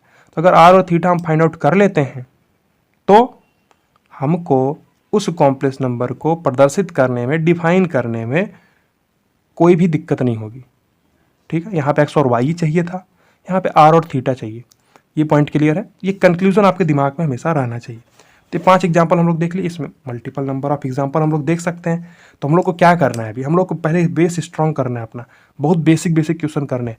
उसके बाद जैसे टॉपिक खत्म होने वाले हैं, अभी आयलर फार्मूला खत्म होगा, उसके बाद हमारा डी मोइर थ्योरम खत्म होगा, तो हम लोग डेडिकेटेड क्वेश्चन की सीरीज लेके आएंगे, और उस क्वेश्चन की सीरीज में हम लोग को प्रैक्टिस क्वेश्चन की सीरीज होगी, उसमें केवल अच्छे अच्छे क्वेश्चन का प्रैक्टिस करना है। ये सारे टॉपिक्स को कवर करेंगे, कम से कम 30-40 क्वेश्चन सॉल्व करेंगे, 5-6 लेक्चर ले लेंगे, एक क्वेश्चन 8-8 क्वेश्चन करेंगे, कोई दिक्कत नहीं। तो क्वेश्चन के लिए आप वरीड मत होइए, आप टॉपिक को ढंग से पढ़ते चलिए, नोट्स बनाते चलिए, कॉन्सेप्ट समझते चलिए। उसके बाद हम लोग जब क्वेश्चन लेके आएंगे तब आपको क्वेश्चन सॉल्व करने में मजा आएगा, और अच्छे क्वेश्चन लेके आएंगे, ऐसे बेकार लुंजू पुंजू क्वेश्चन नहीं लेके आएंगे। ये बेसिक है, ये पता होगा तभी आप आगे चल सकते हैं। अगर कोई समझे कि हमको ये नहीं पता है, हमको एक क्लियर नहीं होता, हमको यही समझ में नहीं आता कि हम थीटा कब क्या रखना है, मॉडजेट कैसे निकालना है ना, तो हम आगे कैसे बढ़ पाएंगे। हमको ये बेस स्ट्रॉन्ग करना है, देन आफ्टर हम लोग वहाँ पे मूव कर सकते हैं। तो यहाँ पे एक चीज़ और देखिए, जैसे आर है, आर क्या है, मॉडुलस जेड है, तो ये हमेशा पॉजिटिव होगा, ओबियस बात है, आर को पॉजिटिव होना पड़ेगा। वैसे भी यहाँ पे लिख भी सकते हैं और ग्रेटर देन जीरो होना ही जरूरी, एस जीरो के बराबर भी हो सकता है, अगर जीरो प्लस आउटा जीरो कोई दिक्कत नहीं। Mod Z greater than zero automatically होता ही है, उसमें लिखने का कोई सच बात नहीं। ठीक है, अब हम लोग चलते हैं नेक्स्ट क्वेश्चन की तरफ। ठीक है, नेक्स्ट क्वेश्चन की तरफ हम लोग चलते हैं। ठीक है, तो ये क्वेश्चन आप देखिए, जेड दिया हुआ है sine 4π/9 plus iota 1 plus cos 4π/9। तो इस क्वेश्चन को हम लोग 2 मेथड से सॉल्व करेंगे। जो पहला मेथड होगा वो सबसे बेसिक अप्रोच है। क्या आप इसको देख रहे हैं कि एक्स प्लस आयोटा वाई के टर्म का दिख रहा है। एक्चुअल में एक्स और वाई एक ट्रिग्नोमेट्रिक फॉर्म में हैं, बट हम लोग एक्स प्लस आयोटा वाई से इसको देख सकते हैं कि एक्स ये वैल्यू है और वाई ये वैल्यू है। ठीक है, हमको फाइंड आउट क्या करना है, मॉड जेड फाइंड आउट करना है और argument of Z find out करना है। तो बेसिकली फर्स्ट मेथड से देखते हैं। फर्स्ट मेथड जो सबसे बेसिक सा मेथड, बट इसमें भी आपको सोचना पड़ेगा। ये मेथड थोड़ा अच्छा मेथड मान सकते हैं हम लोग। मेथड 2 जो होगा वो इसका पोलर फॉर्म का यूज करके सॉल्व करना होगा, वो मेथड भी देखेंगे हम लोग। बट आप पहला मेथड देखिए, इसमें आपको सोचना पड़ेगा, मॉडुलस जेड निकालना है और आर्ग्यूमेंट जेड निकालना है। देखिए बेसिकली जो मॉडुलस जेड आने वाला है वो क्या आएगा, एक्स प्लस आयोटा वाई के फॉर्म का एक्स स्क्वायर यानी कि sine square 4π/9 plus 1 plus cos of 4π/9 का होल स्क्वायर, यही तो आने वाला है मॉड जेड। सिंपली इसको सॉल्व करो, मॉड ऑफ जेड क्या हो जाएगा, साइन स्क्वायर 4π/9, इसको ओपन करो 1 प्लस कॉस स्क्वायर 4π/9 और sine square 4π/9 plus cos square 4π/9 यानी 1, 1 प्लस 1 यानी 2, 2 प्लस ए प्लस बी का होल स्क्वायर का फार्मूला लगाए हैं बस, 2 कॉस ऑफ 4π/9। यहाँ तक कोई दिक्कत। अब देखिए इसको हमको क्या करना है, ओपन करना। ठीक है, देखिए ये क्या लिखा हुआ बेसिकली, अब समझिए ये 2 लिखा हुआ, अब ये 2 कॉस ऑफ 4π/9 लिखा हुआ। तो याद करिए हम लोग जो फार्मूला पढ़ रहे थे कि cos 2 थीटा का फार्मूला क्या होता है, sin 2 थीटा का फार्मूला क्या होता है, ये चीज़ हम लोग देख चुके हैं। तो अगर हम इसको समहाउ cos 2 थीटा के फॉर्म में प्रदर्शित करेंगे तो क्या बनाएगा, cos ऑफ 2 थीटा के फॉर्म बनाएंगे और बनाएगा 2 cos स्क्वायर थीटा -1, उसी के फॉर्म का तो बनेगा। cos ऑफ 4π/9 को, चीज़ को समझिए आप, ये लिखा हुआ है cos ऑफ 4π/9, इसको हम लोग ये लिख सकते हैं ना, cos ऑफ 2 इंटू 2π/9। ये कर क्यों रहा है, ये करने का मतलब जो 2 कांस्टेंट अगर हट जाएगा, फिर वही हम लोग का मतलब है कि अंडर रूट के अंदर में अगर हम स्क्वायर बना लें तो उसका अंडर रूट लेना आसान हो जाएगा। ठीक है, देखिए cos ऑफ 2 इंटू 2π/9 है, तो cos 2 थीटा के फॉर्म का है, यानी 2 plus 2 into cos of 2 theta, 2 into cos of 2 theta, और टू थीटा को अगर two cos square theta minus one लिख सकते हैं, cos square theta minus sine square theta लिख सकते हैं, one minus two sine square theta लिख सकते हैं। लेकिन one minus two sine square theta लिखने पर one minus two plus two जुड़ जाएगा, ठीक है। लेकिन तो हम लोग को करना क्या है, हम लोग को बेसिकली ये टू वाला टर्म हटाना, जो कि कांस्टेंट टर्म बच रहा है, वो अंडर रूट लेने के लिए अगर हमारे पास एक पूरा पूर्ण वर्ग टाइप का बन जाएगा अंडर रूट के अंदर में, तो कर सकते हैं। आप कोई भी फॉर्मूला रख सकते हैं, cos four theta four pi by nine की जगह पे आप cos square two pi by nine minus sine square two pi by nine रख सकते हैं, कोई दिक्कत नहीं है। Two cos square two pi by nine minus one लिख सकते हैं, कोई दिक्कत नहीं। One minus two sine square pi by two pi by nine लिख सकते हैं, कोई दिक्कत नहीं। उसे थोड़ा एक स्टेप और बढ़ जाएगा, बट आंसर वही आने वाला है। इसको हम लोग ये लिख सकते हैं ना, two cos square two pi by nine minus one. ये लिखने से हमको सिंपली यहाँ पे टू का मल्टीप्लाई होगा, minus two plus two cancel out हो जाएगा, तो directly four cos square two pi by nine हमको मिल जाएगा। ये चीज़ समझ में आ रहा है ना आपको? अब समझिए, तो अगर हम वन माइनस लिखते तो टू प्लस टू जुड़ता, यानी फोर माइनस का फोर, बेसिकली फोर कॉमन लेते, one minus sine square two pi by nine automatically फिर से वही आने वाला था, कोई दिक्कत नहीं। अब समझिए ये क्या बन जाएगा, टू मल्टीप्लाई करा दीजिए, two plus four cos square two pi by nine minus two, जहाँ पे टू और टू हो जाएगा कैंसिल आउट, और four cos square two pi by nine का हमको निकालना है स्क्वायर रूट। अब समझिए ये two cos square two pi by nine क्या है।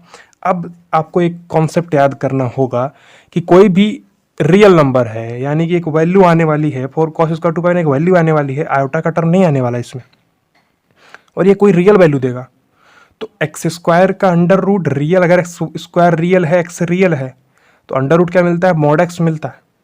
लेकिन अगर हमारा जेड स्क्वायर का अंडर रूट है तो प्लस माइनस जेड मिलता है, ये चीज़ हम लोग देख चुके हैं। बट ये रियल है तो क्या मिलेगा, मॉड ऑफ, ये क्या है, two cos two pi by nine का होल स्क्वायर, यानी टू का whole square cos of two pi by nine का होल स्क्वायर, तो two cos of two pi by nine का होल स्क्वायर है, तो क्या मिल जाएगा, two cos of two pi by nine. ये हमारा मॉडुलस ऑफ जेड आ गया, इसमें कोई भी दिक्कत नहीं है, ये हमारा मॉडुलस ऑफ जेड का आंसर सही है। तो मॉडुलस ऑफ जेड निकालने में कहीं दिक्कत नहीं आई, सिंपली सॉल्व कर दिए। ये मेथड वन देख रहे हैं, मेथड टू इससे भी प्यारा मेथड है, प्यारा मेथड की मतलब तुरंत आंसर आ जाएगा उससे, बट सोचना इसमें पड़ेगा आपको। जब आप आर्ग्यूमेंट निकालेंगे तो आपका कॉन्सेप्ट मजबूत होना चाहिए, नहीं तो आप डर जाएंगे क्वेश्चन में, ठीक है।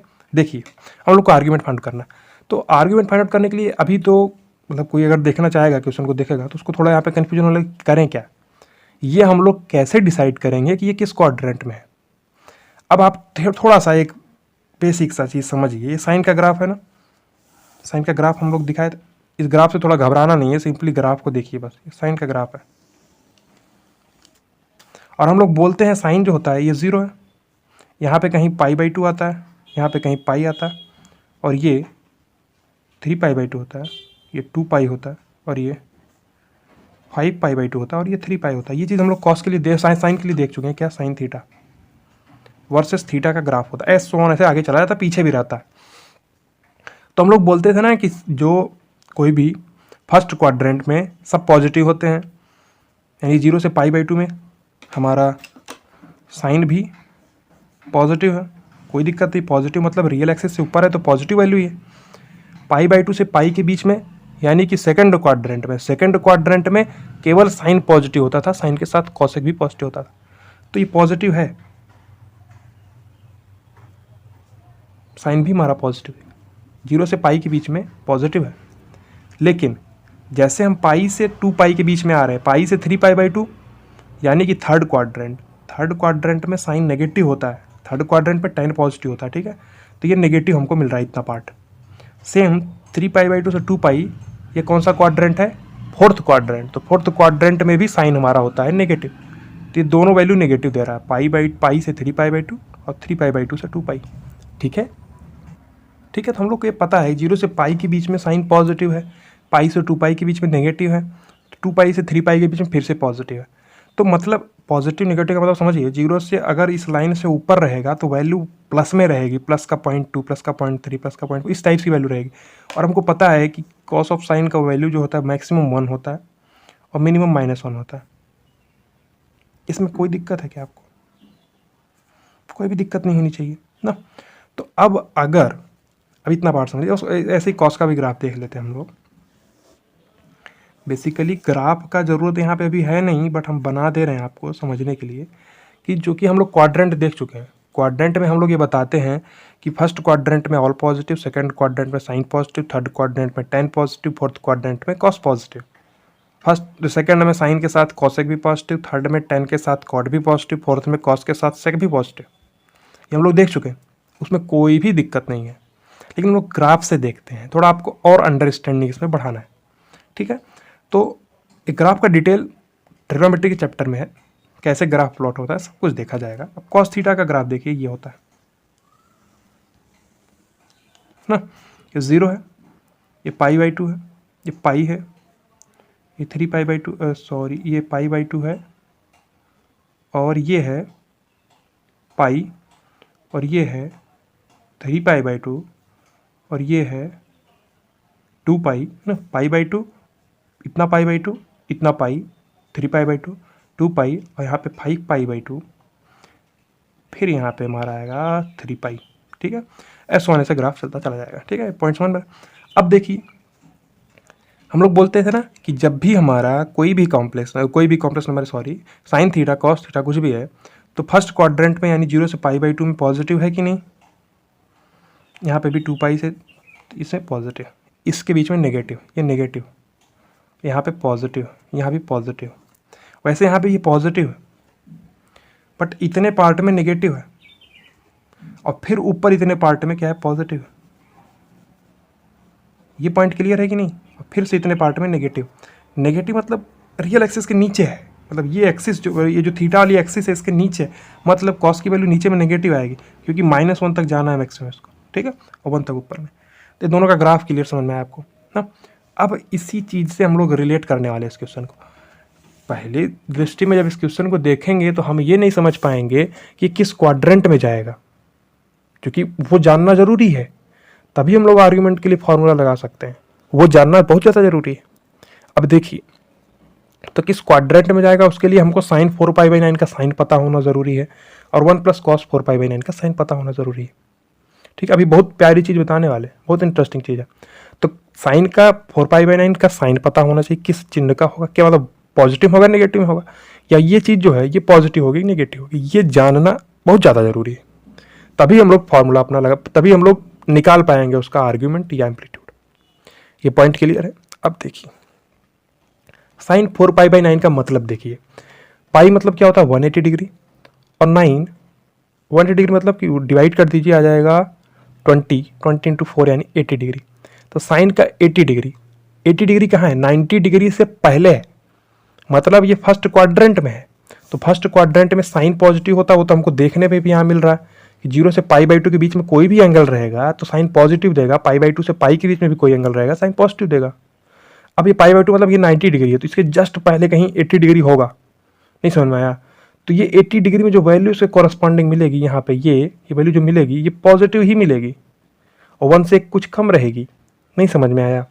तो ये हमारा साइन का 80 डिग्री है, साइन का 80 डिग्री मतलब कुछ पॉजिटिव वैल्यू लेगा। अब उसी प्रकार से 1 + cos 4π/9 लिखिए, ध्यान से समझिए, 1 प्लस है थोड़ा यहाँ पे, अभी यहाँ पे 1 + cos 4π/9, अगर यहाँ पे 1 + cos भी समथिंग कुछ भी होता, हम जानते हैं कि cos की वैल्यू -1 से 1 होती है, cos की वैल्यू -1 से 1 होती है। अगर 1 हम जोड़ देंगे तो ये 0 से 2 हो जाएगा, तो cos 1 + cos 4π/9 की वैल्यू 0 से 2 हो जाएगी, हमेशा पॉजिटिव ही आएगी। ये पॉइंट क्लियर है कि नहीं समझ में आया। फिर से सोचिए, cos 4π/9 मतलब cos 80 डिग्री, cos 80 डिग्री कहाँ पे आएगा, π/2 से जस्ट पहले, नहीं समझ में आया। और cos π/2 से जस्ट पहले मतलब पॉजिटिव वैल्यू आएगा, 1 में कोई पॉजिटिव वैल्यू अगर ऐड भी करोगे तो कोई दिक्कत नहीं, पॉजिटिव ही रहेगा। ये पॉइंट क्लियर है ना। साइन 4π/9 साइन 80 डिग्री पॉजिटिव है, क्योंकि फर्स्ट क्वाड्रेंट में है, क्योंकि इस ग्राफ में हम देखने में समझ, या तो इस ग्राफ से समझिए या तो आप क्वाड्रेंट से समझिए, कोई अंतर नहीं दोनों में। ग्राफ क्वाड्रेंट सब इंटर रिलेटेड है एक दूसरे से, ग्राफ से देख के आप समझ सकते हैं। क्वाड्रेंट से भी समझ सकते हैं कि फर्स्ट क्वाड्रेंट में आएगा 80 डिग्री, फर्स्ट क्वाड्रेंट में आने की वजह से साइन पॉजिटिव बना देगा। यहाँ भी cos ऑफ है, cos भी पॉजिटिव बनाएगा, बट साथ में 1 भी है, जोड़ देंगे तो भी पॉजिटिव ही रहेगा। ये पॉइंट हुआ क्लियर ही नहीं आपको। तो हम लोग को ये कंक्लूड कर लिए हैं कि जेड है x + i/y टाइप का, और हम लोग उसका मॉडजेड निकाल लिए x square plus Y square का अंडर रूट करके। हम लोग को आर्ग्यूमेंट फाइंड आउट करना था। आर्ग्यूमेंट फाइंड आउट करने के लिए हमको ये पता होना ज़रूरी है कि हमारा कॉम्प्लेक्स नंबर किस क्वाड्रेंट में है, और हम साइन 4/9 का साइन पता कर लिए और इसका साइन पता कर लिए कि इस पॉजिटिव है कि नेगेटिव, ये पता कर लिए, ये भी पॉजिटिव ये भी पॉजिटिव। अगर दोनों ही पॉजिटिव हैं तो हम लोग बोल सकते हैं कि ये फर्स्ट क्वाड्रेंट में आएगा। नहीं समझ में आया? अब देखिए इसका रिप्रेजेंटेशन, ये रियल एक्सिस है, ये इमेजनरी एक्सिस है। साइन 4π/9 भी पॉजिटिव, 1 + cos 4π/9 भी पॉजिटिव। इसका मतलब क्या है, दोनों ही अगर पॉजिटिव हैं तो फर्स्ट क्वाड्रेंट में कहीं आएगा। या कॉम्प्लेक्स नंबर हमारा ये कहीं कॉम्प्लेक्स नंबर है, पी पॉइंट है इसका। नहीं समझ में आया? तो कॉम्प्लेक्स नंबर कहीं फर्स्ट क्वाड्रेंट में आएगा।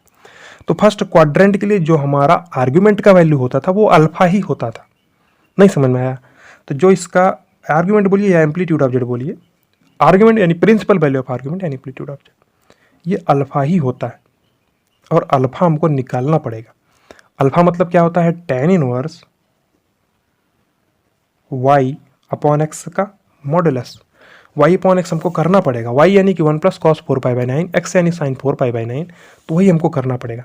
नहीं समझ में आया? अल्फा की वैल्यू हो जाएगी tan इनवर्स, यहीं से थोड़ा अच्छा चीज़ शुरू होगा, आपको मजा आएगा। 1 + cos 4π/9 अपॉन sin 4π/9। बस अल्फा की वैल्यू यहीं से आपको निकाल लेनी। लेकिन मेन दिक्कत यहीं पे है इसको सॉल्व करने में। अभी आपके पास हम जो दूसरा मेथड देखेंगे उसमें सॉल्व नहीं करना पड़ेगा इसको, डायरेक्टली हमारा आंसर आएगा। बट सेकंड मेथड में भी एक क्रूशियल पॉइंट आएगा जहाँ पे आप गलती कर सकते हैं। नहीं समझ में आया? उसी प्रकार से फर्स्ट मेथड में आप मॉडुलस आसानी से फाइंड आउट कर सकते हैं, सेकंड मेथड में आपको मॉडुलस फाइंड आउट करने में थोड़ा सा दिक्कत। दोनों में कुछ ना कुछ क्रूशियलिटी है।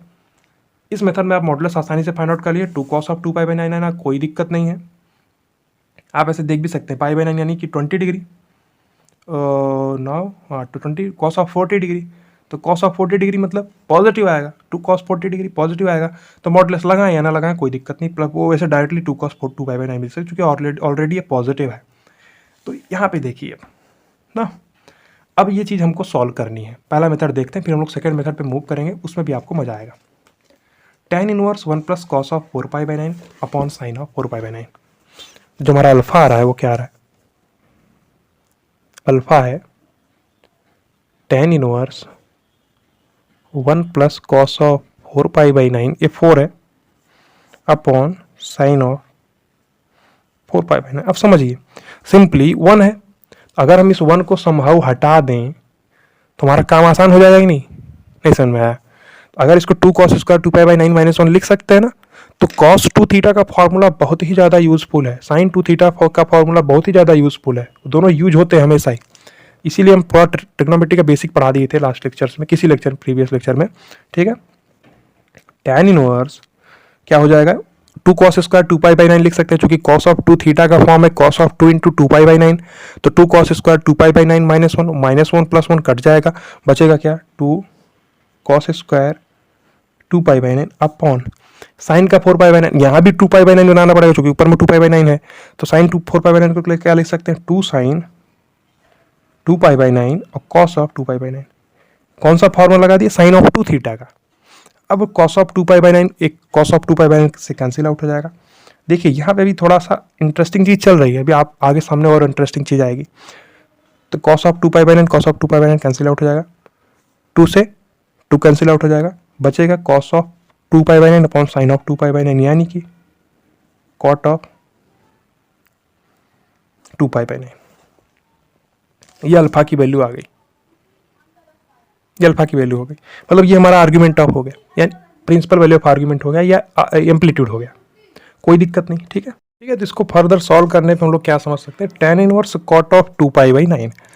अब समझिए, अगर यहाँ पे tan इनवर्स tan समथिंग होता, tan इनवर्स tan समथिंग होता, तो जो समथिंग होता है वही वैल्यू हो जाता है। ये हम लोग इनवर्स ट्रिग्नोमेट्रिक फंक्शन में पढ़ते हैं, tan inverse tan theta is equals to theta होता, और tan इनवर्स थीटा भी थीटा होता है। कुछ बाउंडेशन होती हैं, वो बाउंडेशन हम लोग को फंक्शन चैप्टर में देखना है, लेकिन अभी के लिए आप समझिए tan इनवर्स tan थीटा होता तो थीटा हो जाता। तो हम लोग cot 2π/9 है, अगर हम इसको tan के फॉर्म में कन्वर्ट कर दें तो हमारा काम हो जाएगा। अब tan के फॉर्म में कन्वर्ट हम लोग कर सकते हैं कई तरीके से। देखिए अल्फा है, tan इनवर्स, इसको हम लोग क्या लिख सकते हैं, tan ऑफ π/2 माइनस 2π/9। ये तरीका लिखने का सही है, कोई दिक्कत नहीं है। tan ऑफ π/2 माइनस थीटा यानी cot ऑफ 2π/9 बिल्कुल सही है। आप ऐसे भी लिख सकते हैं tan inverse tan of π/2 plus 2π/9। ये लिख सकते हैं क्या आप, tan ऑफ π/2 प्लस 2π/9 क्या बनाएगा, माइनस का cot 2π/9 बनाएगा। नहीं समझ में आया, तो कि π/2 प्लस यानी सेकंड क्वाड्रेंट में साइन पॉजिटिव, साइन के साथ कॉसेक पॉजिटिव, tan होगा नेगेटिव, तो ये माइनस बनाएगा। तो ऑल दो माइनस cot 2π/9 बनाएगा और मॉड लेने पे पॉजिटिव बन जाएगा, सही है। लेकिन हम लोग cot 2π/9 को लिख रहे हैं तो ये लिख सकते हैं, लेकिन ये नहीं लिख सकते। क्यों? क्योंकि ये वैल्यू जो है, ये वाली वैल्यू हमको क्या देगी, माइनस का cot 2π/9 देगी। और हम लिखे किसकी जगह पे है, cot 2π/9 की जगह पे, तो ये हमारा गलत हो जाएगा। ये पॉइंट समझ में आ रहा है कि नहीं आपको? बहुत ही बारीक सा डिफरेंस। tan π/2 प्लस 2π/9 माइनस का cot 2π/9, मॉडुलस लेंगे cot 2π/9, सही है। लेकिन हमको ये समझना पड़ेगा कि हम cot ऑफ 2π/9 की जगह पर लिख रहे हैं, मॉडुलस तो लगा ही हुआ है, मॉडुलस यहाँ भी लगा हुआ है, मॉडुलस यहाँ भी लगा हुआ है। हम cot ऑफ 2π/9 की जगह पे लिख रहे हैं, तो cot ऑफ 2π/9 की जगह माइनस 2 cot 2π/9 थोड़ा लिख सकते हैं, तो ये गलत है। तो हमारा फर्स्ट वाला सही है, तो फर्स्ट वाले को कैरी करते हैं हम लोग। अब tan inverse tan of π/2 minus 2π/9, तो tan inverse tan theta is equals to theta, तो हमको आंसर क्या मिल जाएगा अल्फा का, π/2 माइनस 2π/9। ठीक है।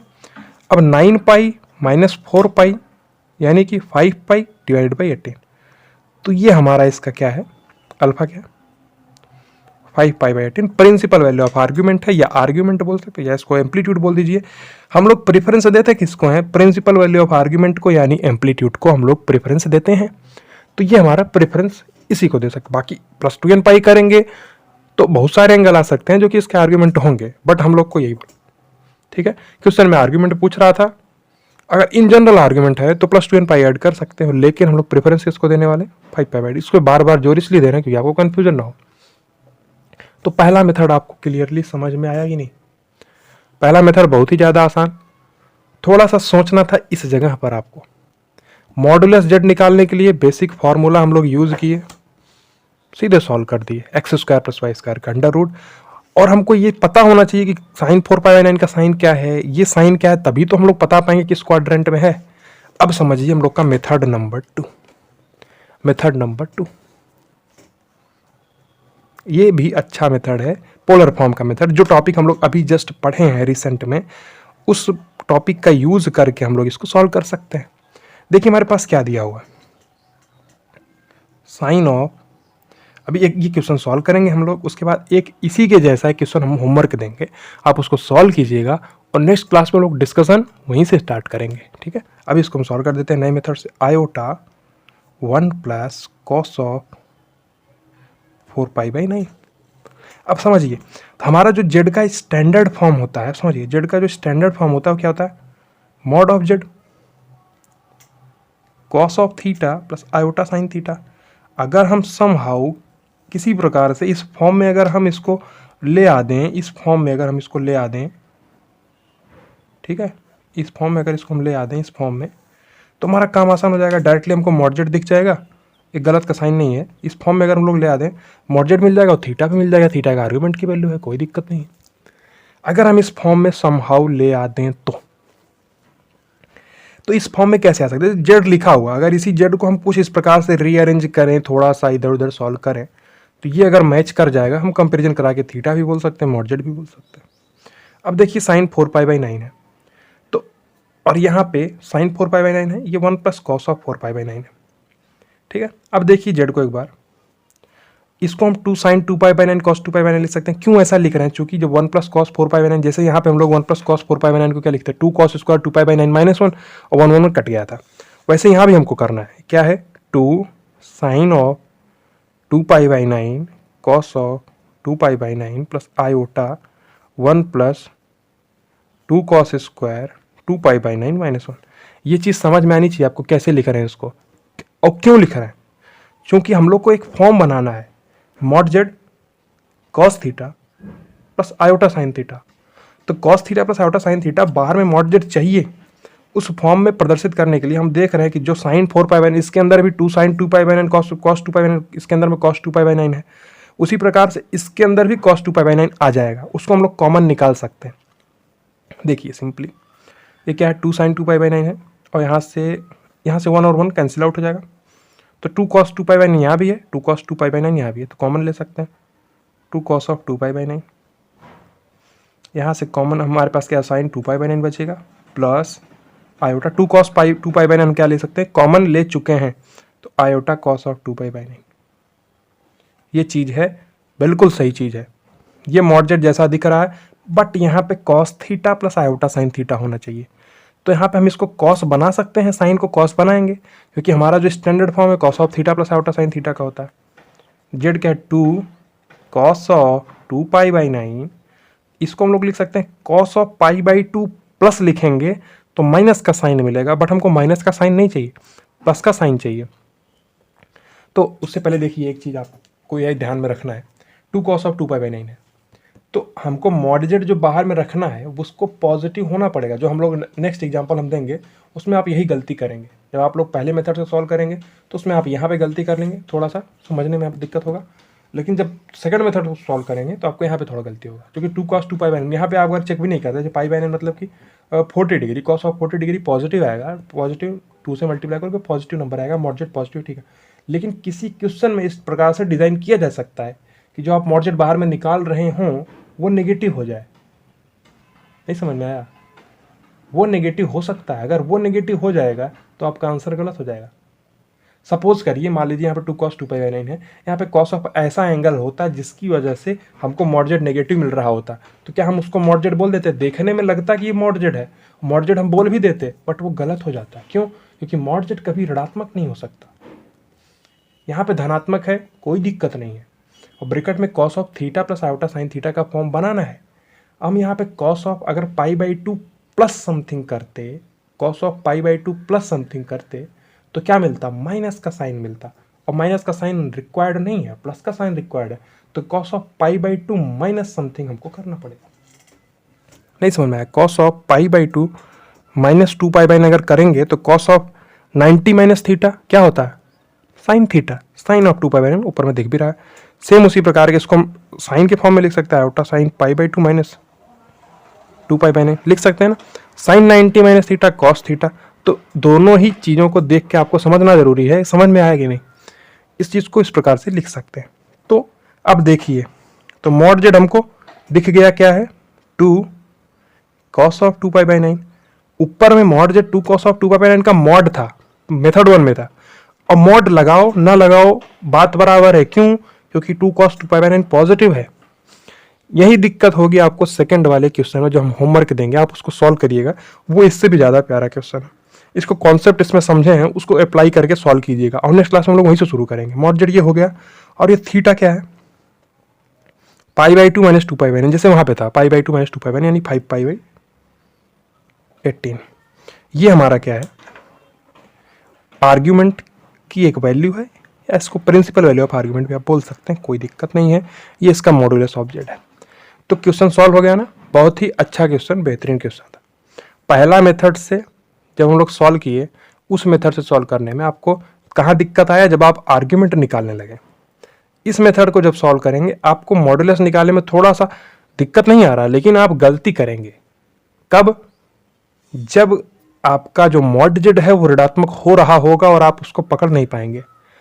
तो क्वेश्चन इस प्रकार के जब क्वेश्चन मिले तो आप उनका एंगल देख लीजिए। जैसे cos ऑफ समथिंग है तो उसका अगर एंगल देख लेंगे तो उस एंगल का साइन हम लोग क्वाड्रेंट से या उसके ग्राफ से डिसाइड कर सकते हैं कि कितने डिग्री का है, और पॉजिटिव होगा नहीं। वैल्यू क्या आएगी हमको नहीं पता है, वैल्यू क्या आएगी हमको नहीं पता है, वैल्यू हम निकाल सकते हैं, ठीक है, निकाल सकते हैं इन द सेंस कि ऐसे नहीं निकाल सकते। जैसे cos ऑफ 4π/9 बोल रहा है कि cos ऑफ 40 डिग्री, तो cos ऑफ 40 डिग्री आप लोग लॉगर जो इसका cos का 40 डिग्री आप कैलकुलेटर में डाल के cos ऑफ 40 डिग्री निकाल सकते हैं, लेकिन cos ऑफ 40 डिग्री ऐसे फाइंड आउट करना थोड़ा सा मुश्किल हो जाए, ठीक है। तो ये चीज़ हो गया, ये क्लियर हुआ? क्लियर। तो इसी से ही रिलेटेड, इसी के ही जैसा एक प्यारा सा क्वेश्चन और है, वो हम आपको देंगे होमवर्क, उसको आप सॉल्व करिएगा। ठीक है, इसी यही कॉन्सेप्ट लगाना है। इसी प्रकार से आप मेथड 1 लगाइएगा, इसी प्रकार से आप मेथड 2 लगाइएगा। मेथड 1 थोड़ा लंबा जाएगा, मेथड 2 थोड़ा आसानी से निकल जाएगा, बट मेथड 2 में बहुत ही क्रूशियलिटी है। आप गलती करेंगे जब मॉडजेट को नेगेटिव रख देंगे, वहां पे आप कब गलती करेंगे, इस प्रकार से cos 4 cos square 2 pi by n। तो अगर आप हमसे पढ़ रहे हैं तो आप हमारे स्टूडेंट हैं, और अगर हमारे स्टूडेंट हैं ऐसी गलती नहीं करेंगे आप कि 4 cos square 2 pi by n का अंडर रूट आप only 2 cos of 2 pi by n बोल दें। नहीं नहीं नहीं, गलती नहीं करनी। ठीक, गलती नहीं करनी। अगर आपके पास एक्स स्क्वायर का अंडर रूट है तो आपको मॉड एक्स बोलना ही बोलना है। नहीं समझ में आया? क्योंकि किसी भी संख्या का स्क्वायर का जो मतलब अंडर रूट है, अंडर रूट कभी ऋणात्मक नहीं हो सकता, तो उसको मॉड एक्स बोलना ही पड़ेगा आपको। लेकिन वही कॉम्प्लेक्स नंबर होता है तो जेड स्क्वायर का अंडर रूट मॉड जेड नहीं आता, प्लस माइनस जेड आता है। दोनों में अंतर है। इसके लिए डिस्कशन हम लोग कर चुके हैं, बहुत ही प्यारा सा डिस्कशन होता है उसमें। तो उसी प्रकार से क्वेश्चन हम आपको लिख देते हैं, इसी टॉपिक से ही रिलेटेड है, इसी कॉन्सेप्ट से ही रिलेटेड है, उसको आप लोग सॉल्व कीजिएगा। ठीक है, देखिए क्वेश्चन नोट कर दे रहे हैं हम। क्वेश्चन है आपके होमवर्क के लिए आपके क्वेश्चन है 1 प्लस जेड हमको दिया हुआ है 1 plus cos of 13 pi by 9 plus iota sign 13 pi by 9।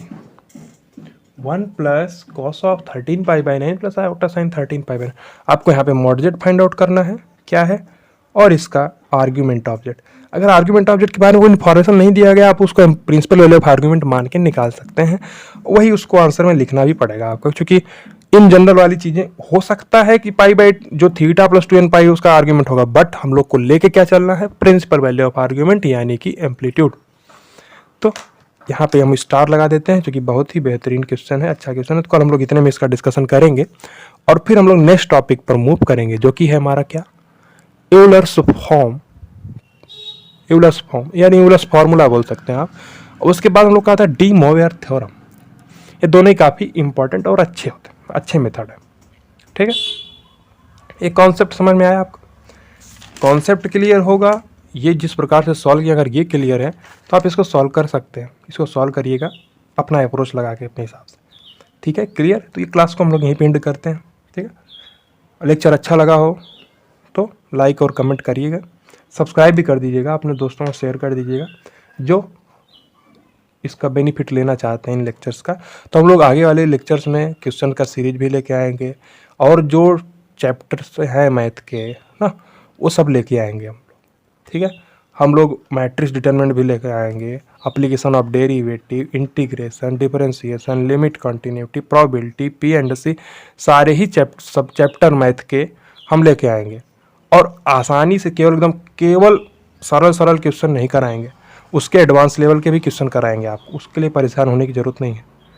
पहले एक प्लेलिस्ट हम लोग कॉम्प्लेक्स नंबर की बना दिए हैं, उसी प्रकार से हर चैप्टर की प्लेलिस्ट बन जाएगी आपके लिए, और हर चैप्टर्स के लिए क्वेश्चंस की प्रैक्टिस की भी प्लेलिस्ट बना देंगे, और हम उस क्वेश्चंस का PDF भी आपको प्रोवाइड करेंगे। ठीक है, आप क्वेश्चन सॉल्व करिए, बस प्रैक्टिस कीजिए, रिवीजन कीजिए, क्वेश्चन सॉल्व कीजिए। ठीक है, अब मिलते हैं नेक्स्ट क्लास में हम लोग। Thank you so much.